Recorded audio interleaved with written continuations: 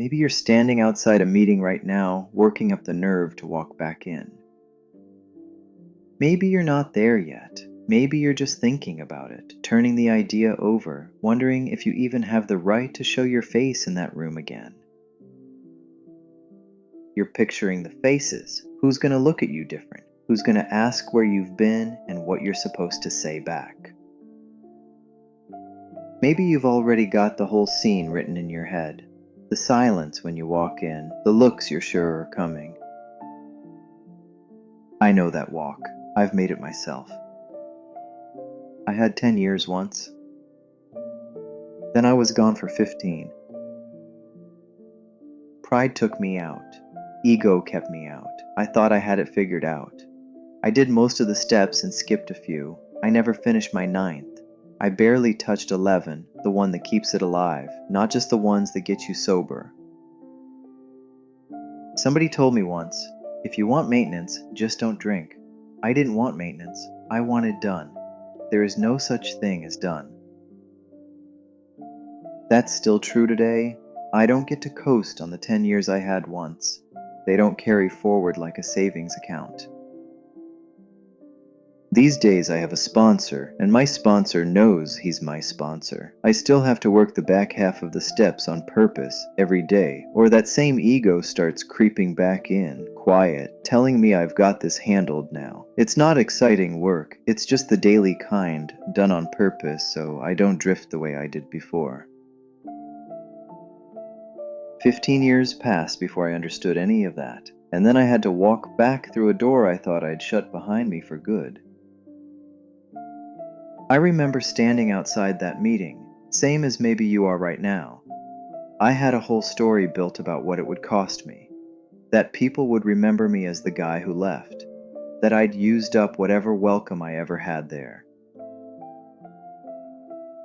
I was wrong. People stood up, some of them hugged me before I even said my name. Somebody just said, "Glad you're here," and pointed me to a chair. That welcome shocked me. I wasn't ready for it. I'd spent 15 years assuming I'd burned it down.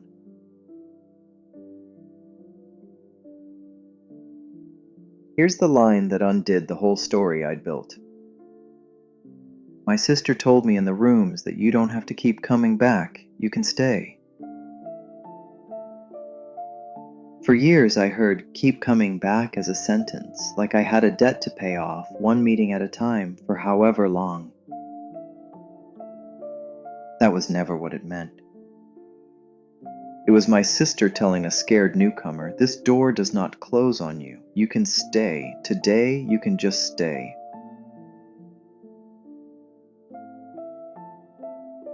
So let's start there, not with what you did, with the fact that you're still here listening, which means some part of you is already willing to stay. So let's start. You can close your eyes or leave them open. Sit down or lie down. There's no perfect position for this. Take a slow breath in through your nose.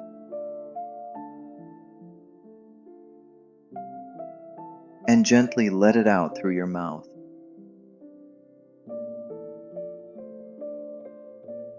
You don't have to breathe any special way, just notice that you're breathing. You're here. Nothing about today is going to ask more of you than that. Now bring your attention to your body, to where it's being held right now, the chair, the bed, the floor beneath you. Let it hold you, you don't have to do that part yourself. Now, gently, notice where shame sits in your body. Maybe it's a tightness in your chest, like you're bracing for someone to say, "I told you so." Maybe it's low in your stomach, that sick feeling that says you ruined it. Maybe it's just a heaviness behind your eyes, or a weight sitting on your shoulders that's been there since you walked back in, or since you started thinking about walking back in. Maybe it shows up in your jaw, or in hands you didn't realize were clenched. Shame doesn't always use words. Sometimes it just borrows your body instead. Just notice it. You don't have to argue with it yet. Shame keeps a scorecard. It counts our days like it's daring us to lose them. It tells us our old years don't count anymore, that they got erased the day I went back out, that I'm starting over from nothing. Here's the truth of it. The rooms don't keep score the way shame does. Nobody in that chair is holding a ledger with my name on it. And my old years, the good ones, were not erased. They're not lost. They're experience. I know things now I didn't know the first time. That's not nothing. That might be the whole reason I can walk back in and actually work it this time, all the way through. I didn't lose the years. I knew how to sit in a chair for once. I just misplaced the practice for a while. Practice can be picked back up. That's the whole idea behind coming back at all. And I want to say one thing plainly, just once, because I won't pretend otherwise sitting here with you. Going back out is not safe. People die out there. I'm sure we've lost people who didn't walk back through a door. I'm not telling you what you already know, because you're here right now, breathing, listening. That matters more than I can say. I don't say that to add weight to what you're already carrying. I say it because staying alive long enough to hear this is the only requirement today. Everything else can be worked on slowly.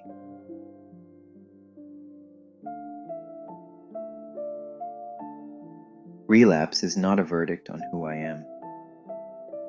It is not proof I'm beyond help, or that this doesn't work, or that I'm somehow different from everyone else who ever sat in that chair. It is a thing that happened. And right now, this moment, you get to decide what happens next.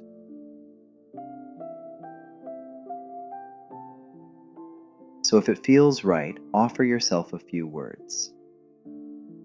Not because you've earned your way back, just because you're a person who went through something hard and you're still here. May I stay without earning it first?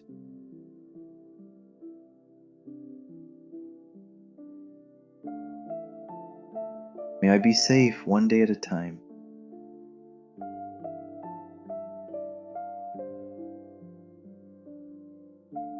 May my old years count as experience, not as loss.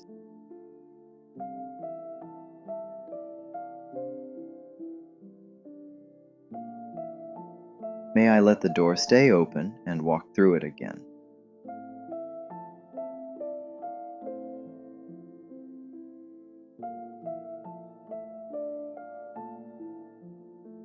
That's the same welcome I got in that chair. These days, I'm learning to offer it to myself before anyone else has to. These words don't erase what happened. They're not meant to. They just answer shame's scorecard with something truer.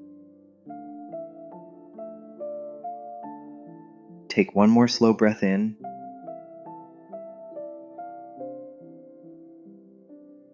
And let it go.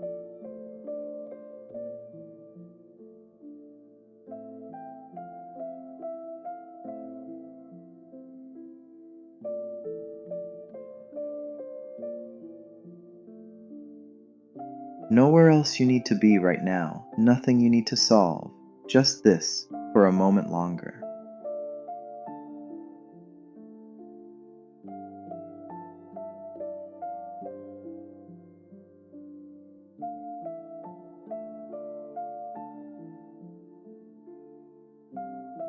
When you're ready, begin to notice the room around you again, the surface beneath you, your hands, your feet. And before you open your eyes, I want you to hear this one more time, because it's the only thing that matters today. You don't have to keep coming back like it's a sentence you're serving. You get to stay. The chair is still there. The door still opens. That hasn't changed, no matter how long you were gone. Recovery is simple, but it isn't easy. Whatever brought you back through that door, I'm glad it did. You don't have to do this whole thing perfectly. You just have to stay for today, one day at a time, sometimes one meeting at a time, sometimes one breath at a time. When you're ready, gently open your eyes. I'm Jimmy. I'm not a guru, a therapist, or an expert. I'm just someone who left once and came back and is learning to stay. Thank you for taking this time with me. I'll see you next time.